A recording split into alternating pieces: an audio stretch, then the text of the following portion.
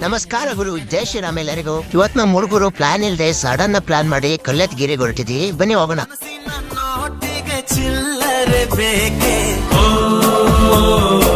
ನಗುವನ್ನು ಎಲ್ಲೋ